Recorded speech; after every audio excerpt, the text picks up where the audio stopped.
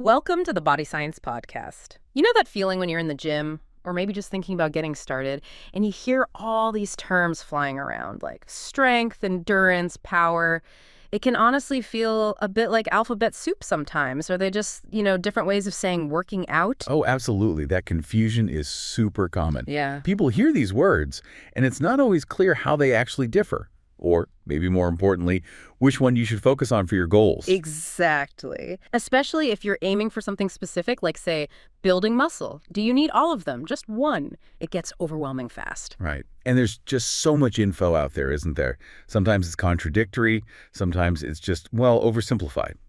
It's easy to feel lost and unsure where to put your effort. It really is. It feels like you've got the map, but maybe not the legend to read it properly. So our goal with this deep dive today is really to provide that legend.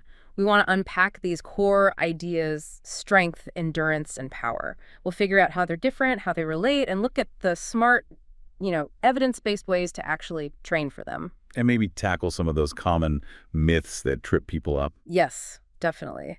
And then bring it all back to how you can actually use this knowledge, particularly if building muscle, maybe bodybuilding is your thing, or even just improving your overall physical capability. Exactly. It's about moving beyond just doing exercises and really understanding the why behind them, the principles that make your body adapt. We want to help you train smarter based on what the science actually says, not just harder. I love that. Train smarter, not just harder. Okay, I'm ready. Let's dive in. First things first, we absolutely need to get the basics straight. What are these things? Strength, endurance, power. Let's define them clearly so we know what we're talking about. Okay, let's break it down. Starting with strength. At its most basic level, strength is simply the maximum amount of force a muscle or a group of muscles can generate in one single all-out effort. Okay, so maximum force, single effort. When people talk about getting stronger, this is what they mean: increasing that peak force. Precisely. Like asking, what's the absolute heaviest weight I can possibly lift just one time? That's the perfect practical question. And that heaviest weight you can lift once is what we call your 1RM, your one repetition maximum for that specific exercise. It's kind of the gold standard for measuring maximal strengths in a particular movement. Okay. You could think of it using a car analogy, maybe. It's like the engine's maximum torque, that raw brute turning force it can produce right at that moment. Right. The absolute peak power output, or force output in this case. Yeah. Exactly, force output. And having a good base of strength is really foundational. It lets you handle heavier weights, obviously, but it also kind of underpins your ability to develop other qualities, too. Your potential for endurance or power is often limited if you don't have a certain level of baseline strength. Okay, that makes sense. Strength is the peak force in a single go. So how does muscular endurance fit into the picture? How's it different? Muscular endurance is quite distinct, actually.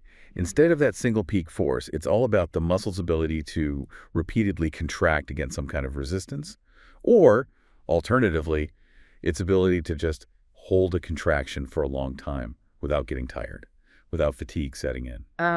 Okay. So it's not about the maximum force. It's about resisting fatigue, not how much can I lift once, but more like, how many times can I lift this? Or how long can I hold this? You've got the examples are things most people can relate to, right? Yeah. Like how many push-ups can you manage to do in a row before your arms just give out?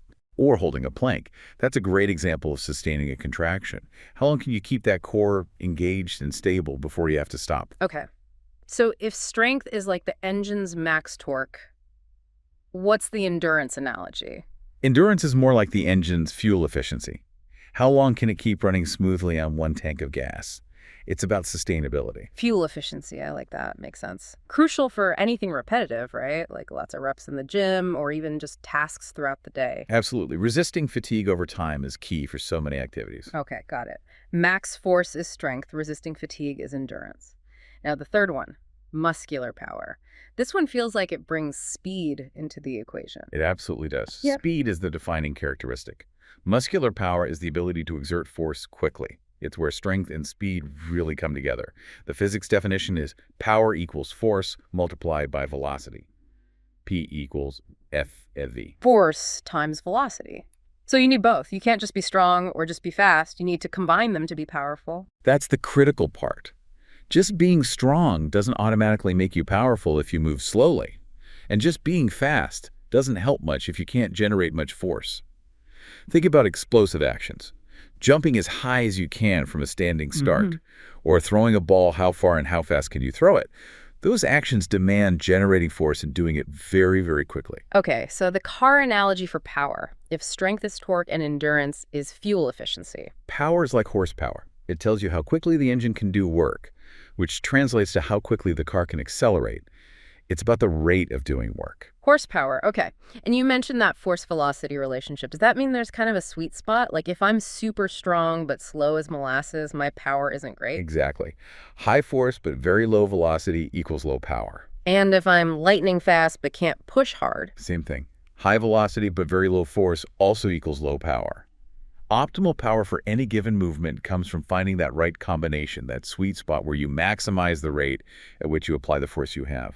Got it. Okay, let me try and summarize the key differences then. Strength, max force, one time. Endurance, repeating force or holding it. Resisting fatigue.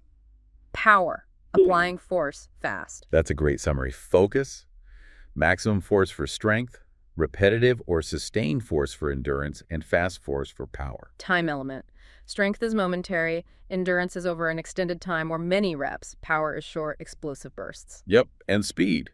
Strength is often slow or moderate, endurance is controlled or sustained, power has to be fast, explosive. So the questions you'd ask are different too. Strength, how much weight? Endurance, how many reps or how long? Power, how fast and strong? Perfect. How interconnected are they really? You said strength underpins the others. They are definitely linked, though distinct. Strength is a direct component of power. Remember PFC phi.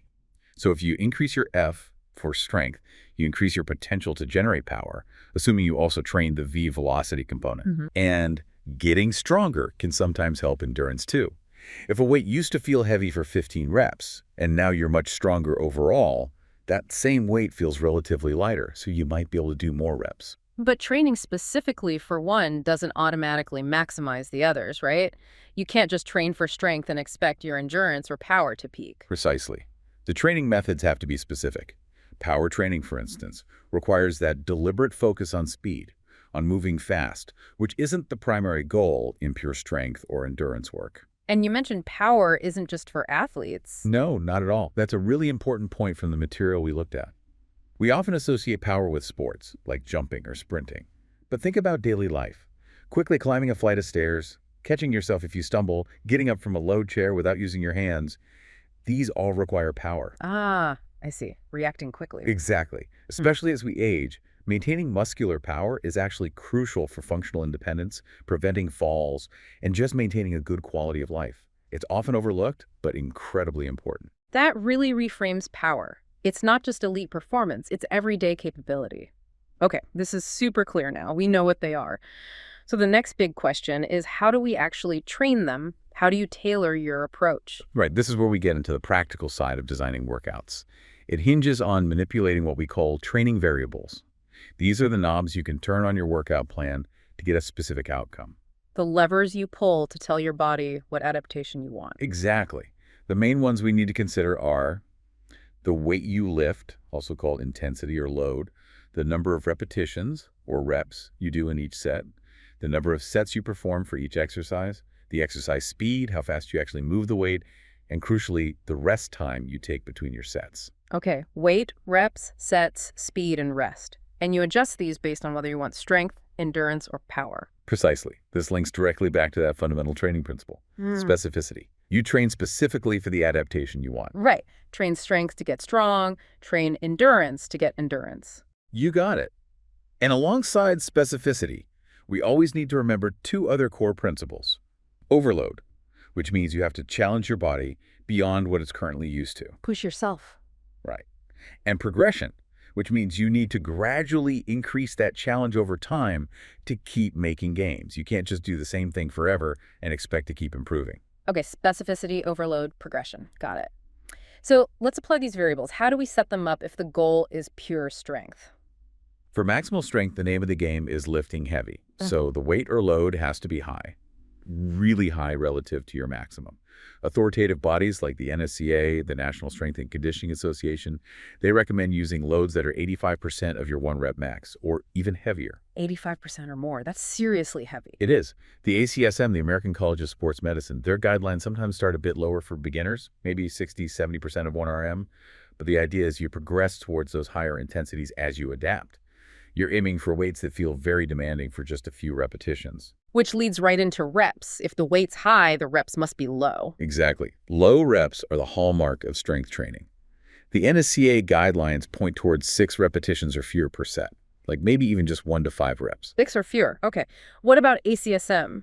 ACSM's broader guidelines sometimes mention 8–12 reps, but that range often overlaps more with training for muscle size or hypertrophy, especially for novices. For pure strength maximization, you really focus on those low rep ranges, usually 1 to 6, because that's where you can handle the heaviest possible loads. Okay. Heavyweight, very low reps. How many sets of these efforts do you do? Generally, a moderate to high number of sets works best for strength. The NSCA suggests anywhere from 2 to 6 sets for each main strength exercise. 2 to 6. And ACSM often recommends 2 to 4 sets. So you're not necessarily doing a huge total number of reps like in endurance training, but the intensity of each set is way up there. Makes sense. And rest time. Lifting that heavy must take a lot out of you. Need good recovery between sets. Absolutely critical. Rest periods need to be long. We're talking 2 to 5 minutes between sets, according to NSCA. 2 to 5 minutes. Wow, that feels like a long time just standing around. It might feel long, but it's necessary. ACSM suggests 2 to 3 minutes, which is still substantial. The reason is you need to let your nervous system recover and also replenish the immediate energy source, ATP-PC, that fuels those maximal short bursts of intense effort. You need to be almost fully recovered to hit maximal or near maximal force on every single set. That's what drives the strength adaptation. Shorter rests just won't let you lift heavy enough consistently. Okay, so the long rest is crucial for maintaining that high intensity across sets. What about exercise speed for strength? Do you lift fast or slow? It's usually controlled. You need to maintain proper form, especially under heavy load. However, during the lifting part, the concentric phase, you might intend to move it as fast as possible to recruit maximum muscle fibers, even if the bar speed itself isn't super high because the weight is heavy. Some guidelines suggest controlled tempos, maybe like 1–2 seconds up and 1–2 seconds down, especially when learning, to ensure control. But the intent can be explosive. Got it. So strength recap, high weight, 85% plus, low reps, 6 moderate high sets, 2 through, long rest, 2 to 5 minutes, and controlled but forceful speed. Okay, let's flip to muscular endurance. How do the variables change? For endurance, the goal is completely different. Resist fatigue.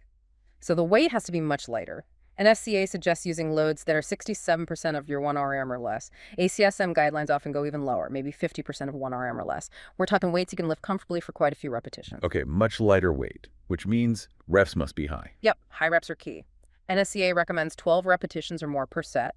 ACSM often pushes this to 15 reps or more. 15 plus reps. Yeah. Wow. Yeah, you're aiming to really challenge the muscle's ability to keep contracting over and over again, or for a sustained period. And sets and rest time for endurance. Sets are usually moderate. Often just 2 or 3 sets per exercise is enough to really induce that fatigue you're looking for.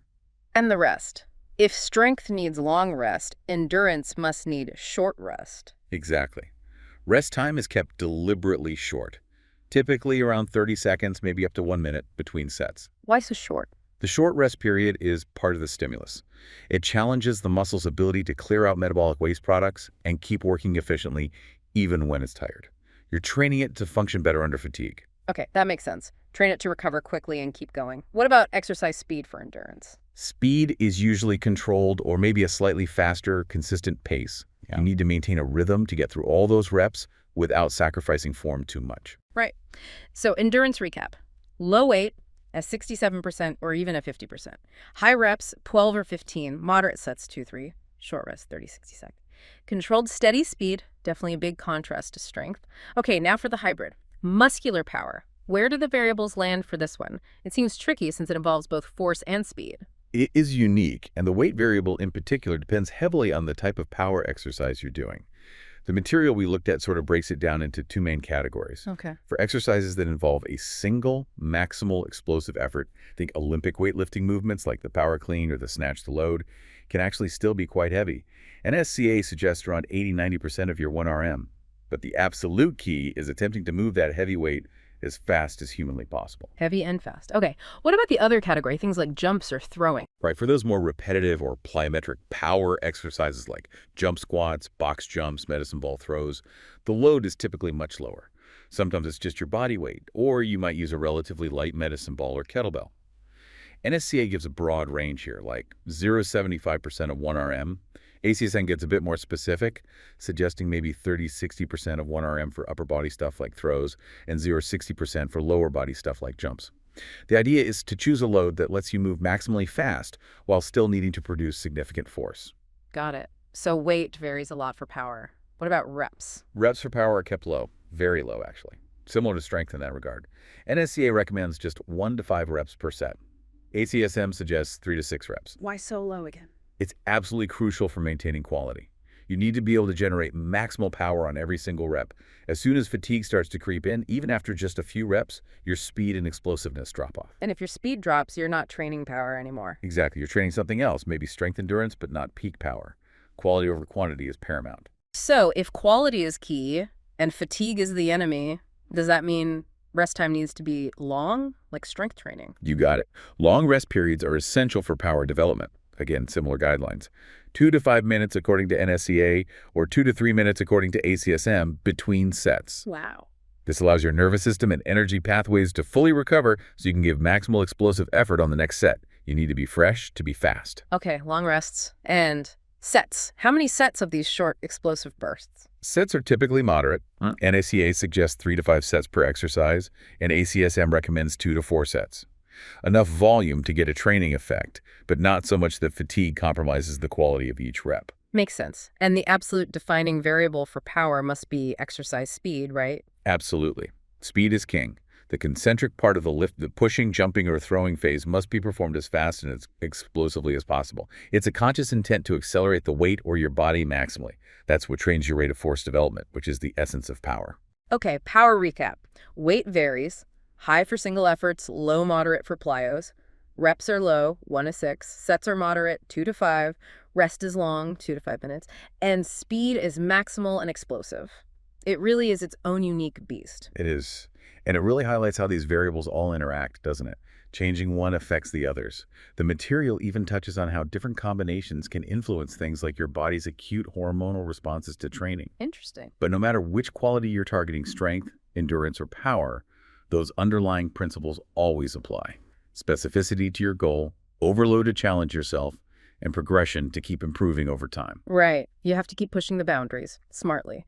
And these guidelines from NSCA and ACSM give us fantastic evidence-based starting points for setting those variables, but they are guidelines, right? Not rigid rules. Absolutely. They're based on averages and large studies, but individuals respond differently. You need to listen to your body and adjust based on your own experience and recovery. They provide the framework. Okay, this framework is becoming much clearer. We know the definitions, we know the training variables. Now, let's get even more concrete. What specific exercises fit best into each category? What does this look like in the gym? Good question. This loops back to specificity again, choosing the right tool for the job. For strength training exercises, you generally want to pick compound multi-joint movements. These let you lift the heaviest weight safely and engage multiple large muscle groups at once. The big classic lifts people think of when they imagine getting strong. Exactly those. The materials consistently point to exercises like the barbell squat. It's fundamental for building lower body strength quads, hamstrings, glutes, and requires huge core stabilization. You'd use this for finding your 1RM or doing heavy sets of, say, 3 to 5 reps. Okay, squats. What else? The deadlift. Another total body strength builder, hitting pretty much everything on your backside, the entire posterior chain. Hamstrings, glutes, all the back muscles, traps. Great for developing raw pulling strength off the floor. The bench press for upper body. Yeah, the classic upper body pushing movement.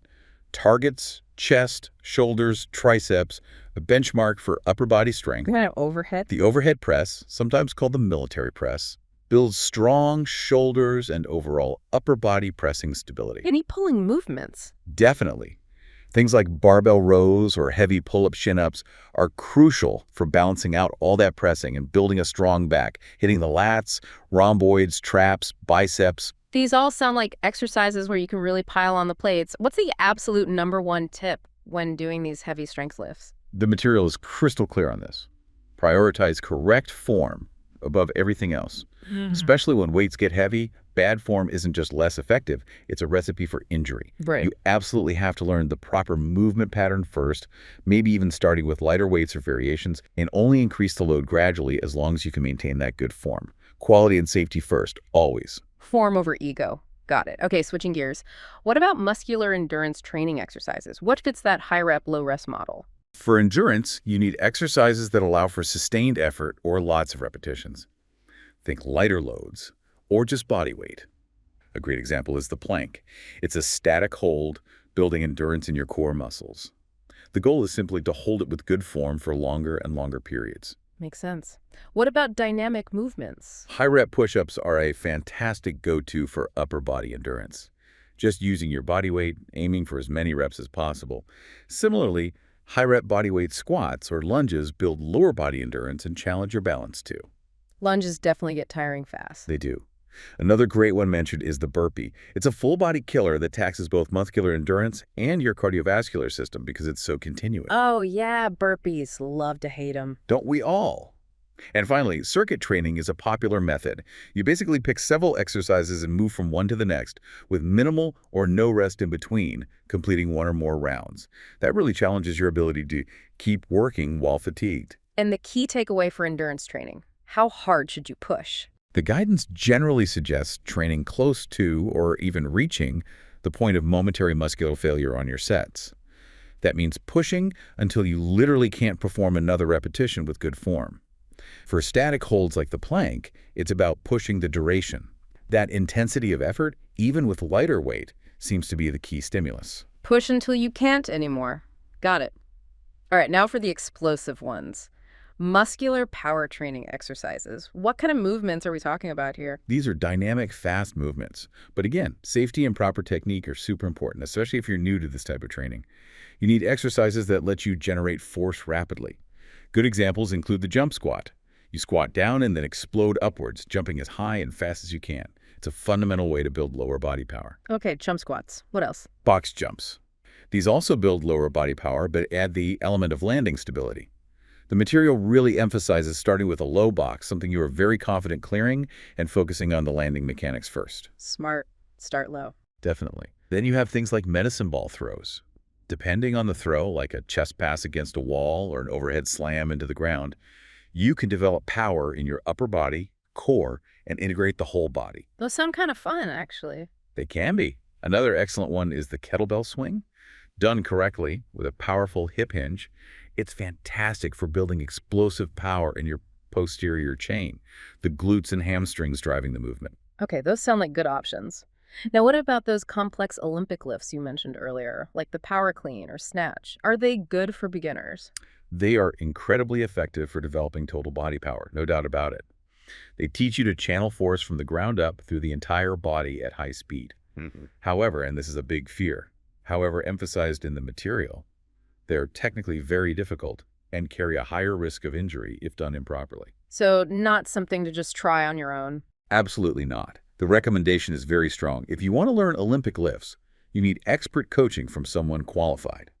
For beginners, it's often suggested to start with just the bar, or very lightweight, solely to learn the intricate technique, or, more practically, stick to the simpler, lower-risk power exercises like jumps, throws, and swings until you have a really solid strength base in movement competency. That's really crucial advice.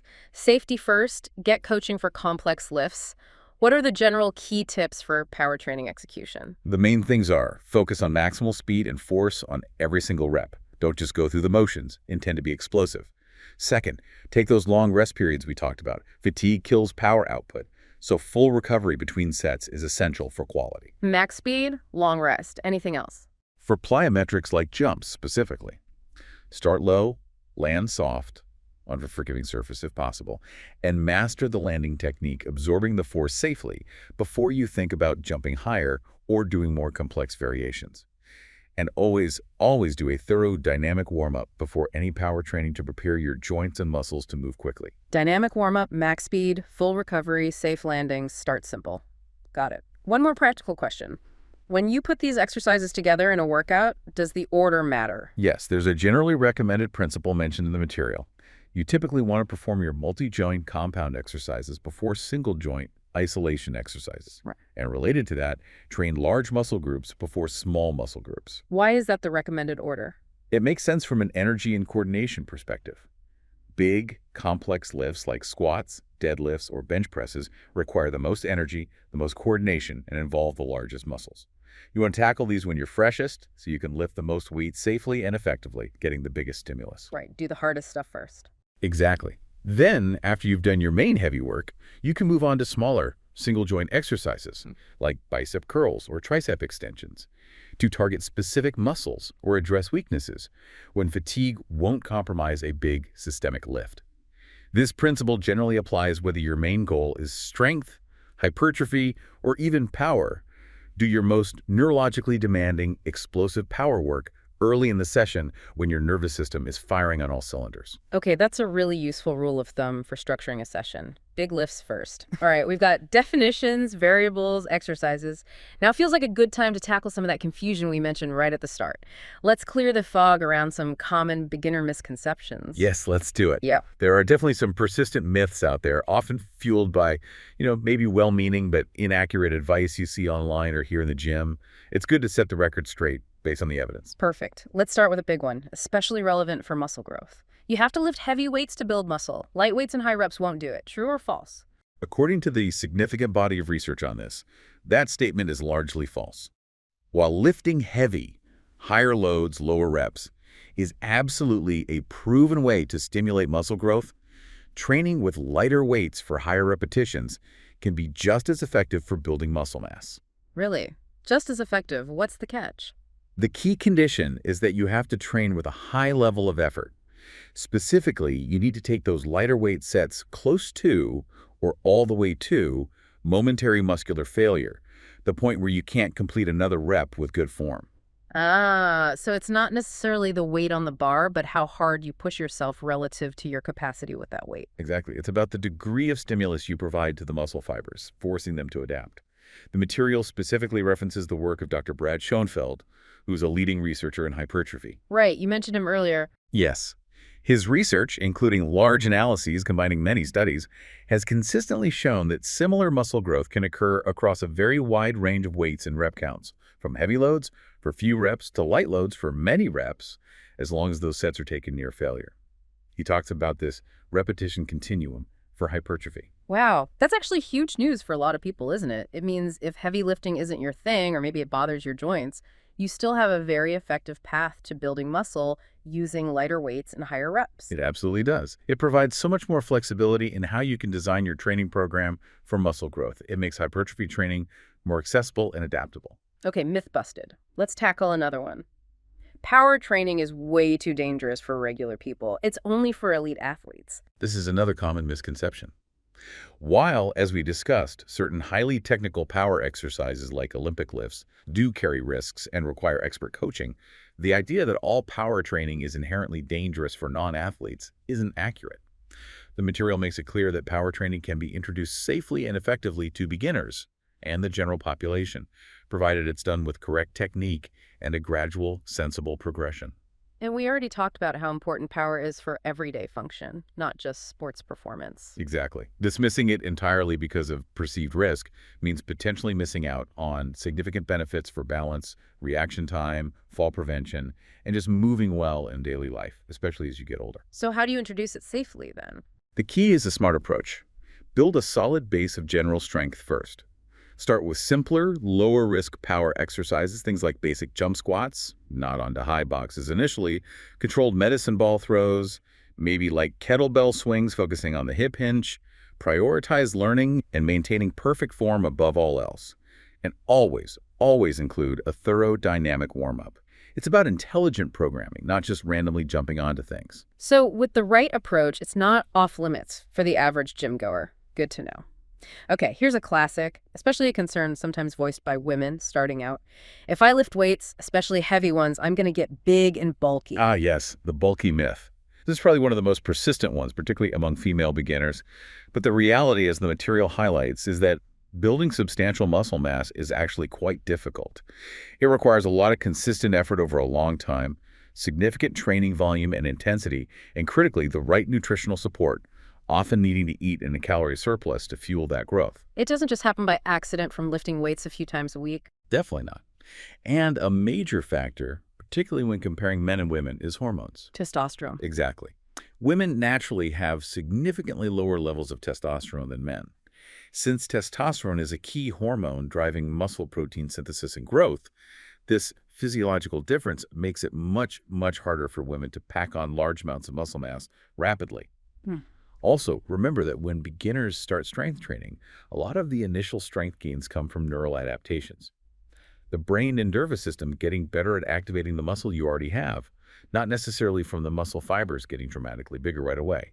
Actual hypertrophy, or muscle growth, is a more gradual process. So the fear of accidentally turning into the Hulk is largely unfounded. Very much so. Strength training helps build lean, strong, metabolically active muscle tissue, which contributes to a toned and healthy physique. You have a great deal of control over the extent of muscle development through how you train, volume, intensity, frequency, and how you eat. Many athletes, even in endurance sports, lift heavy for strength benefits without becoming bulky in the way people often fear. That's very reassuring for many listeners, I'm sure. Okay, last myth for this section. You have to feel sore after a workout for it to have been effective. No pain, no gain, right? Right, the no pain, no gain mantra, often linked to DOMS delayed onset muscle soreness. While feeling sore can sometimes indicate that you've challenged your muscles in a new way or with high intensity, it is absolutely not a necessary or reliable indicator of an effective workout. So soreness doesn't equal gains. Not necessarily. You can definitely stimulate muscle growth, increase strength, and make significant progress without experiencing much or even any significant soreness the next day or two. Why is that? Why does soreness happen sometimes and not others? Soreness, DOMS, is thought to be related to microscopic muscle damage and the subsequent inflammatory repair process. It's often most pronounced when you do something new, a new exercise, much higher volume, or emphasizing the eccentric lowering phase of a lift. However, as your body adapts to that specific stimulus over time through consistent training, the amount of damage and subsequent soreness typically decreases. So less soreness can actually be a sign that your body is adapting and becoming more resilient to that workout. Exactly. It means your body is getting better at handling the stress, not that the workout suddenly stopped being effective. In fact, chasing extreme soreness can be counterproductive.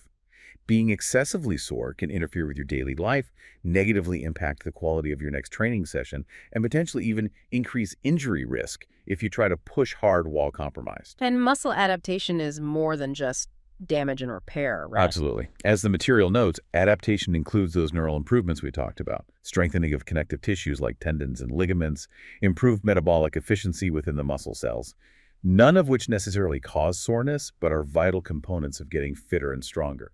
So the takeaway is, don't chase soreness as the goal. Focus on consistent effort, progressive overload, lifting a bit more, doing another rep, improving form. Those are the real indicators of progress. Precisely. Judge your workouts by your performance improvements over time, not just by how much you ache the next day. It's really comforting to know that this advice, debunking these myths, isn't just opinion. It's grounded in scientific research, the guidelines from respected organizations. Yes, that's a critical point. The information we're discussing isn't just pulled out of thin air. It's based on decades of sports science research and practical application by experts in the field. You mentioned the NSCA and ACSM earlier. Can you tell us a bit more about why their guidelines are considered trustworthy? What makes them authorities? Sure. Let's take the NSCA, the National Strength and Conditioning Association. They are really a leading global authority focused specifically on strength and conditioning practices. They publish influential journals, run conferences, offer highly regarded certifications for coaches and trainers. Their recommendations are developed by combining the latest scientific research with the practical experience of professionals working directly with athletes and fitness clients. They bridge the gap between lab research and real-world training. Okay, so science plus practice for NSCA. What about ACSM? The ACSM, the American College of Sports Medicine, is another huge player. They are a very large organization encompassing sports medicine physicians, exercise physiologists, fitness professionals, and researchers. They're particularly well known for publishing broad exercise guidelines that are used internationally to inform exercise prescriptions for general health, fitness, disease prevention, and rehabilitation, as well as performance. Their position stands and guidelines come from rigorous reviews of the scientific literature by expert panels. So basically, these organizations do the hard work of sifting through thousands of research studies to distill the key findings into practical, evidence-based recommendations that people like you and me or coaches can actually use. That's a great way to put it. The specific training variables we discussed earlier, the rep ranges for strength versus endurance, like A6 reps versus V15 reps, the recommended percentages of 1 RM, the rest period durations, the emphasis on explosive speed for power. These parameters are largely derived from the consensus guidelines put forth by organizations like NSCA and ACSM, and fundamental principles like warming up properly, cooling down, prioritizing correct lifting form, and implementing progressive overload are universally emphasized because the evidence overwhelmingly shows they are critical for safe and effective training. You also mentioned a couple of specific researchers like Brad Schoenfeld and David Bem, whose work informs this. Yes, their contributions are significant. Brad Schoenfeld, as we touched on, has done landmark research on muscle hypertrophy. His work really challenged the old rigid idea that you had to train in a specific hypertrophy rep range, like 8-12 reps, to maximize growth. Right, he showed lighter weights could work too. Exactly. His research demonstrated that muscle growth seems to be driven more by factors like training volume, total work done, and reaching muscular failure or near failure, rather than being strictly tied to a specific load or rep range. This gave us a much more nuanced and flexible understanding. And David Bem, what's his area? David Bem has done extensive research in areas like instability training, like using wobble boards or stability balls, core training, and various methods for developing strength and power. His work helps provide specific evidence for things like, should you train your core with high reps for endurance or low reps for strength power? How does using unstable surfaces affect force output versus muscle activation? He digs into the specifics of different training modalities. It sounds like sports science is constantly evolving then, like Schoenfeld's work changing how we view hypertrophy. It's not static. Not at all. It's a dynamic field. New studies are published all the time, refining our understanding, sometimes confirming old ideas, sometimes challenging them.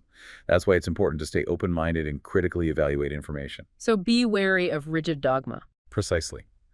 Understanding that knowledge evolves helps you avoid getting stuck on outdated concepts and allows you to adapt your training based on the best current evidence and, importantly, what works best for your individual body and goals.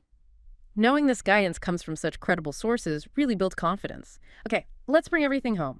We've defined the terms, explored how to train them, busted myths. How does someone, especially a beginner, maybe interested in bodybuilding or just improving their physique, pull all this together into a practical plan? That's the key question. For someone whose primary goal is, say, bodybuilding, which involves increasing muscle size, hypertrophy, improving body composition, and achieving a balanced, aesthetically pleasing physique, understanding how strength, endurance, and power each contribute is really valuable for creating a well-rounded program. Okay, so how does each one specifically help with those bodybuilding goals? Let's start with strength. Strength is absolutely fundamental. Primarily, developing strength allows you to lift heavier weights in your hypertrophy-focused training. Lifting heavier weights creates greater mechanical tension on the muscle fibers, and mechanical tension is considered one of the primary drivers of muscle growth. So getting stronger lets you provide a bigger growth stimulus. Exactly. Plus, strength training improves your nervous system's ability to recruit muscle fibers more effectively. Better recruitment means you can activate more of the muscle during your lifts, which helps both force production and stimulating those fibers to grow. Strength builds the foundation needed to handle the challenging training volumes required for significant hypertrophy. Okay, strength provides the heavy stimulus and improves recruitment. What about muscular endurance? How does that fit into bodybuilding? Muscular endurance contributes in a few key ways. Firstly, it directly enables higher training volume. Being able to perform more repetitions per set or more sets with shorter rest periods allows you to accumulate more total work, sets X, reps X weight. High training volume is another well-established driver of hypertrophy. More reps, more sets equals more growth stimulus over time. Generally, yes, up to a point. Endurance-style training, particularly with short rests, can also induce significant metabolic stress within the muscle, that burning sensation, the buildup of metabolites like lactate. This metabolic stress is thought to be another pathway that can trigger muscle growth signals. So tension from heavy weights, strength, and metabolic stress from high rep short rest endurance both contribute. Correct. Additionally, building muscular endurance improves your overall work capacity. It means you can handle tougher workouts, recover better between sets and sessions, and ultimately tolerate the high training demands often associated with bodybuilding programs without burning out. Okay, endurance allows for higher volume, metabolic stress, and better work capacity. Where does muscular power come in for bodybuilding? It seems less direct. It's true, power training isn't typically the primary focus for maximizing pure muscle size compared to dedicated strength and hypertrophy work. However, it still offers valuable contributions. As we established, strength is a component of power. Training for power, especially with heavier loads like in Olympic lifting derivatives or heavy swings, can certainly contribute to strength gains, which then feeds back into your ability to lift heavy for hypertrophy. Okay, so it supports strength development. Yes, and some theories suggest that the very fast, explosive contractions involved in power training might recruit specific types of muscle fibers, like the largest fast-twitch fibers, in a unique way, potentially adding another layer of stimulus. Interesting. More broadly, developing power improves your overall athleticism, coordination, and balance. This contributes not only to performing your other lifts better and potentially more safely, but also to the overall look and functional capability that often goes along with a well-developed physique. The material even suggests power might impact overall daily function more than strength alone. So power isn't just about performance, it adds to functional movement quality and coordination, which enhances the overall package. Exactly. Strength lets you lift heavy for tension. Endurance lets you do more work for volume and metabolic stress. Power improves your movement quality, coordination, and explosive capability, indirectly supporting the other two and contributing to a more functional, capable body. A good bodybuilding program often strategically incorporates elements of all three. Okay, that clarifies the role of each. So for a beginner wanting to start down this path, maybe aiming for muscle growth, what's a practical step-by-step approach? Where do they begin? The material suggests a sensible phased approach, starting with the fundamentals. Phase 1 is really about laying the groundwork. This might last roughly 4 to 8 weeks. The absolute main focus here is learning correct exercise form.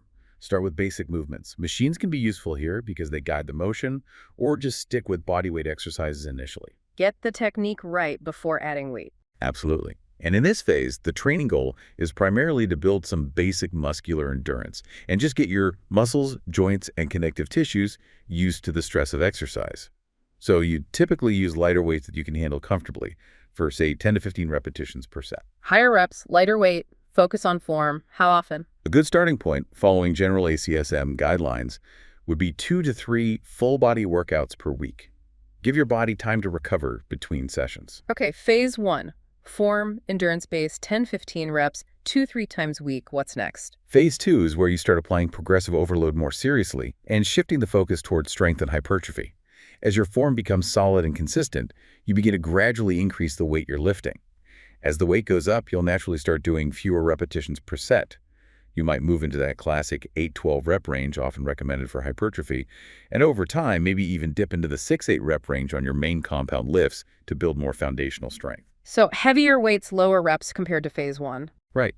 And during this phase, you typically increase your reliance on free weights, barbells, dumbbells, and prioritize those big compound exercises we talked about, squats, deadlifts, bench presses, rows, overhead presses, as they give you the most bang for your buck in terms of overall muscle stimulation. The absolute key here is consistent progressive overload. Always striving to do a little more lift, a bit heavier, get an extra rep, maybe add a set while maintaining that good form you established. This phase is really ongoing. You continue this process as long as you're making progress. Build the base, then progressively overload with heavier compound lifts. Where does power fit in? Do beginners need it right away? Phase 3, which involves introducing specific power training, is generally considered optional or something to add later, after you've built a solid foundation of strength and mastered the basic movement patterns. It's not usually recommended for absolute beginners right out of the gate. Okay, so it comes later, if at all. Yes. If and when you decide to incorporate it, do it gradually and carefully. Start with those lower intensity, lower risk power exercises we mentioned.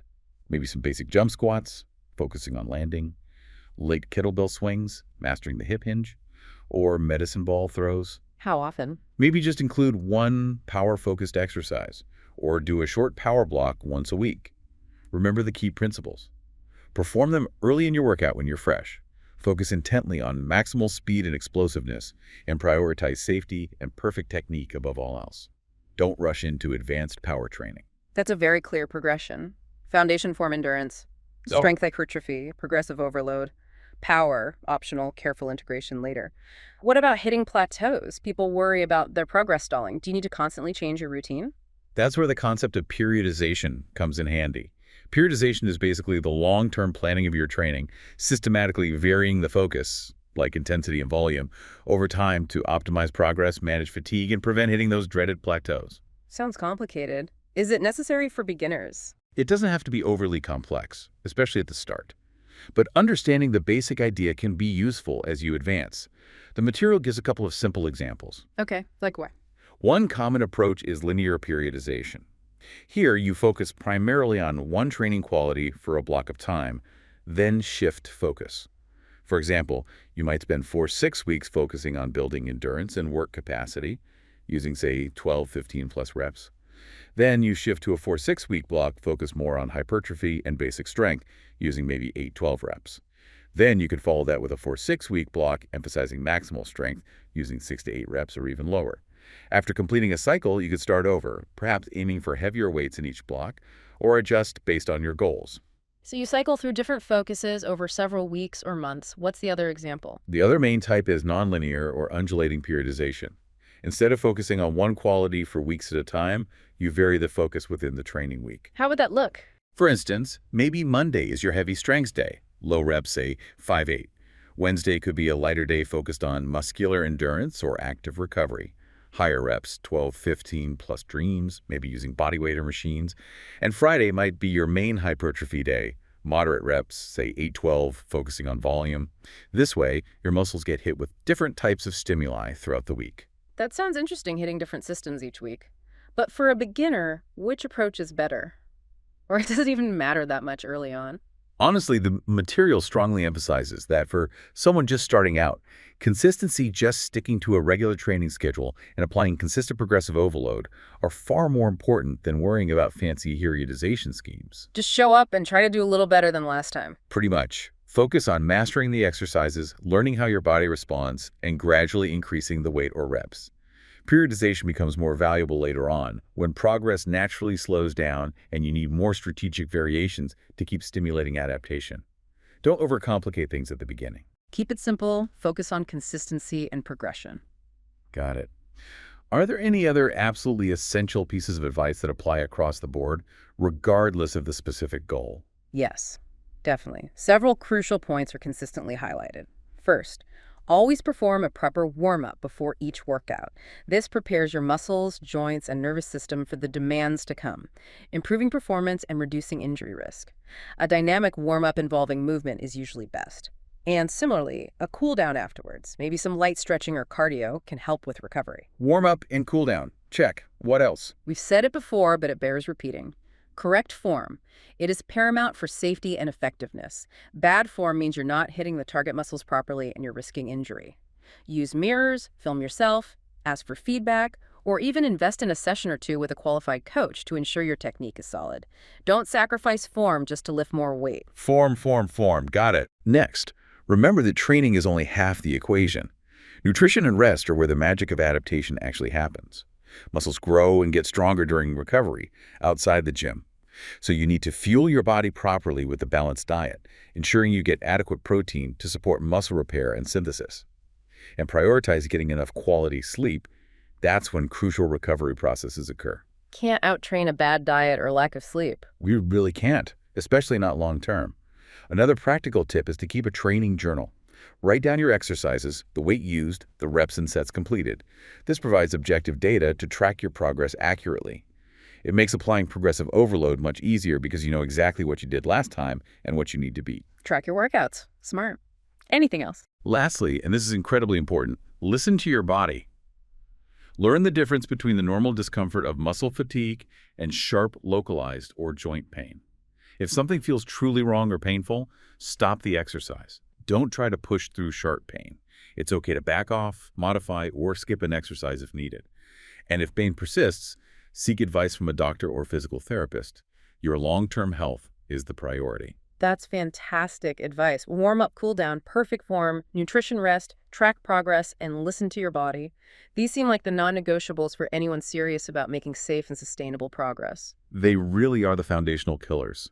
Master these basics, apply them consistently, and you'll be well on your way, regardless of whether your goal is strength, endurance, power, or a combination like in bodybuilding. They turn random exercise into intelligent training. Wow. Okay, as we start to wrap up this deep dive, it feels like we've really unpacked a lot. We started by clarifying those often confusing terms: strength, endurance, and power, seeing how they're distinct yet related. Yep, got the definitions down. Then we dug into the how, understanding the key training variables like weight, reps, sets, rest, and speed, and how to manipulate them specifically for each goal based on solid guidelines from organizations like NSCA and ACSM. Tailoring the training stimulus. We looked at concrete exercise examples for each category, from heavy squats for strength to high-rep push-ups for endurance to explosive jumps for power, always stressing the importance of form and safety. Making it practical. And we tackled those common myths, like light weights can build muscle if you train hard enough. Power training isn't just for athletes if done smartly. Strength training won't automatically make women bulky, and soreness isn't the ultimate measure of a good workout. Clearing up the confusion is huge. Absolutely. And knowing that all this information is grounded in scientific research and expert consensus gives it real weight. Building confidence in the approach. Finally, we brought it all together with a practical roadmap for beginners, especially those interested in building muscle, showing how to phase in different training focuses and emphasizing those core principles like consistency, progression, form, recovery, and listening to your body. Providing that actionable path forward. It really feels like having this knowledge empowers you, the listener, to move beyond just guessing or following random advice and start making truly informed strategic choices about how you train. Exactly. Understanding the why behind the training methods makes the how so much more effective and sustainable. It helps you filter information and choose what's right for you. So whether your goal is hitting a new personal record on a lift, being able to play with your kids without getting winded, improving your sports performance, or building the physique you've been aiming for, this understanding helps you plan your workouts much more intelligently. It puts you in the driver's seat of your own fitness journey. And maybe the most important final thought, echoing what we've said throughout. The crucial elements, above all the fancy techniques or programs, are consistency and gradual patient progression. Absolutely. Stick with it. Keep challenging yourself sensibly and trust the process. Armed with this understanding of strength, endurance, and power, you have a fantastic foundation. Applying these principles consistently is truly the surest path to making positive, lasting changes. Smart training, based on science, will get you where you want to go.